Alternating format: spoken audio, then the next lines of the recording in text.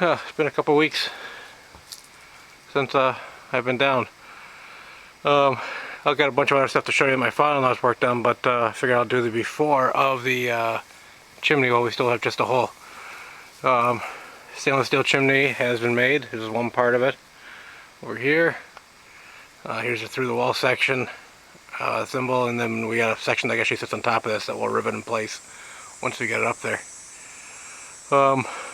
This is made by a local Amish tinsmith. All of the stainless steel, double walled, air insulated, triple walled through the wall. And then we also have them make up a couple sections of heat reflect to go through behind the stove. Same thing I have in my place. So here's the extra section.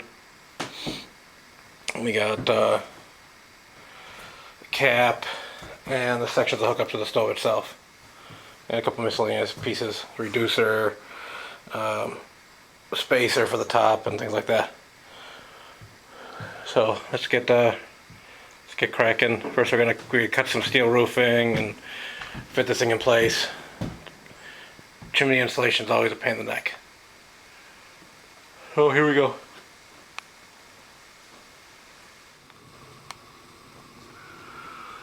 Okay.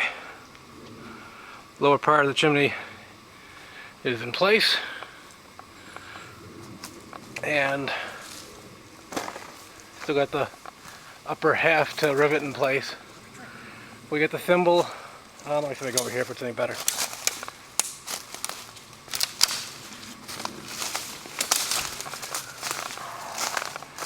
So we get the thimble through the roof, lower half of the chimney through that. We got to get the rest of the screws on the steel, on the roofing in place, and then we'll get the chimney up. There's a couple pieces of little brackets here and there we need to do still, but that's the basic system there. And then we're gonna go get some roofing putty, and we will put it smeared underneath the hole we cut in the steel. Even though it's outside the building, it'd be better if it didn't leak so it doesn't rot.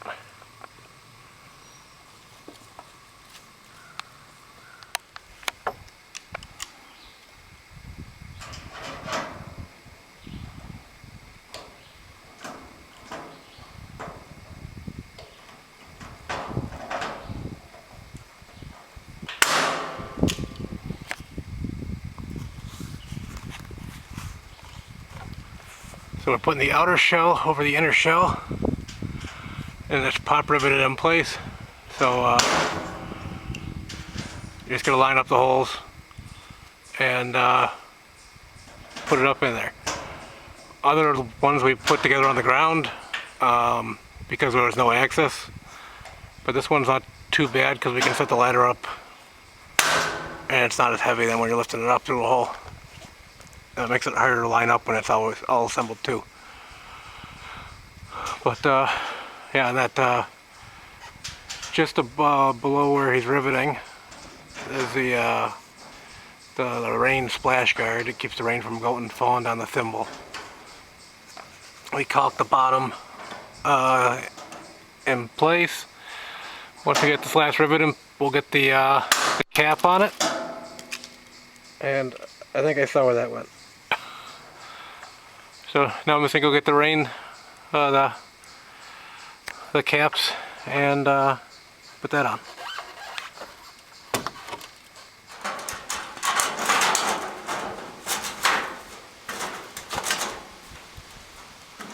There's the cap.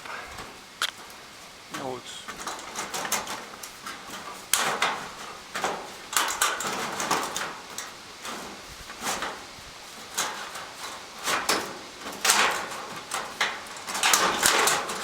It's catching up on the screen. I think so.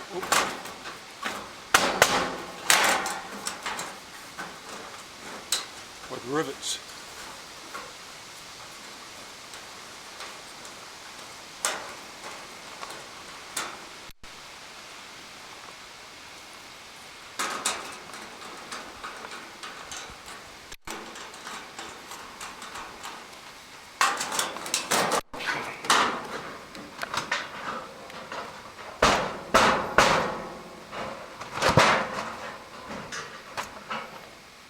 we still got some extra screws to put in down here. One extra reducer piece, I guess you would call, around the outside edge. In between that outer pipe and the inner pipe, you can kind of see how they do the spacing. There's a piece of stainless that they bend out that goes between the two pieces, so you can get airflow between them.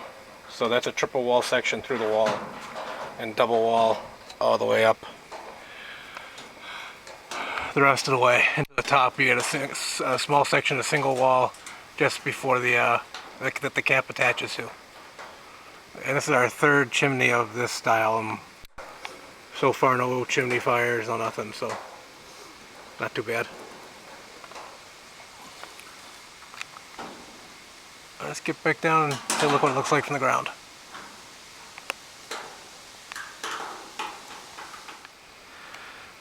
So it's been a while since my last video, so here are a couple of things my father-in-law took care of while I was gone. The siding in the upper section, put that window in, boxed in the ends, and put the first little bit of stain on the end here. You got the batons on the ends. We gotta get the soffits done still, which is why there's no batons over here. Under the windows where he could, he put the batons in place. Front door's got a coat of stain on it. We boxed in the top, front, put the batons on the whole front. And let's go inside here.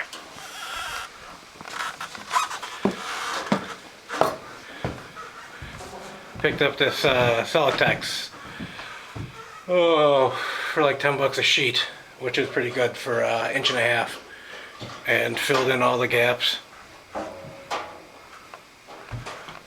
Going around, stain that interior clear. I don't know if I had that before or not. Some more sheets of Celotex over here. That's the inside of the thimble, boxed in for the closet. And then there'll be a bed right over here, and another bed right over here. I think I'll just go out front here and take a look at how it looks, the chimney done up.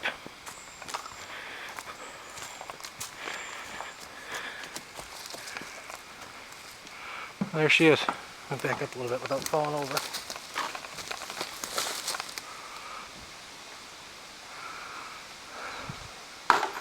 Yeah, so we get that the ridge cap up, and then the roof is done. We'll have to trim out the top still. We can get to that later. And go to Home Depot run and pick up some high temp caulk, and I'm going to take a look at the soffit venting so I can get that put in so I can get the soffits done. Let's go for a little Home Depot run now.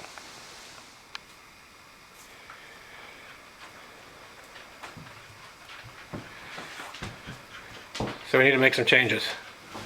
We're going to have to add about 6 inches to the upper pipe, the angle piece, and then have the other piece cut down a little bit, just to keep it the way we want it to. I like where this ends up over here. I don't want it extending any further in the room. So we'll bring those 2 pieces of pipe back, and they'll make us up new ones, or modify these to fit next week. And then that stove, we will, before we put it in here permanently, I think I'm going to take it outside and give it a little bit of a wire brushing and paint. It's we haven't used it in a couple years, so it's in need of it. It's one of the Voltsing, something like that, boxwood stoves. Tractor Supply sells them for like 110 bucks or something like that. They throw out a ton of heat. Not a good winter all-night stove though, but for a 3-season place like this is, it'll be plenty.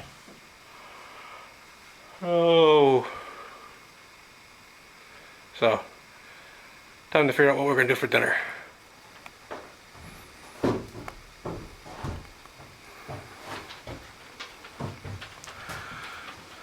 So we finished up the closet. It's just a pine board wall. Nothing, hemlock board wall. Nothing fancy. And we got the stove painted. Looks like $115, which is what they cost, I think, brand new. Stainless steel is mounted on the walls. And then we did the interior wall and put the thimble on the inside. So we're going to do a horizontal rough board wall on all the walls besides this back wall, which is already vertical. In a couple places we're going to have vertical pieces like between these windows. I'm not going to go through and cut 90 boards to fit in between all that stuff. But yeah, won't look too bad. We'll figure out what we're doing with the ceiling next year. I get outside here, burning up a little bit of debris.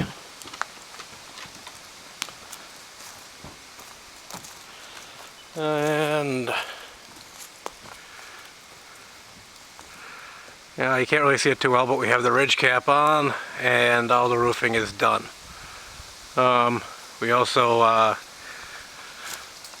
put the little 45 angle side pieces underneath the overhang on the fronts and side of the outside of it.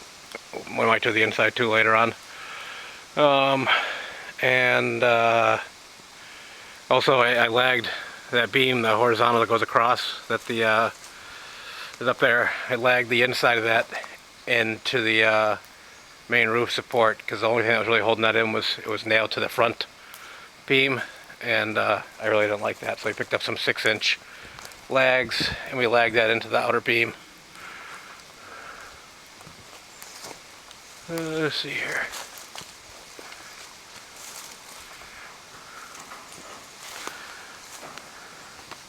Yeah, not too bad. We got a little bit more of the insulation in, and yeah, we'll keep on working on that. We got 6 or 7 sheets, enough to keep on doing the walls. We were thinking about putting it in between the roof rafters and just keep it at the bottom, maybe tacking it in place or something like that, so that there's a gap between it and the roof, so that ventilation can get up to the roof, the ridge vent. We'll see how that works out. From this angle you can actually see the chimney. Oh, the little skirts. I'm not sure if they're how noticeable they are in the camera, but just above the thimble that comes through the roof is a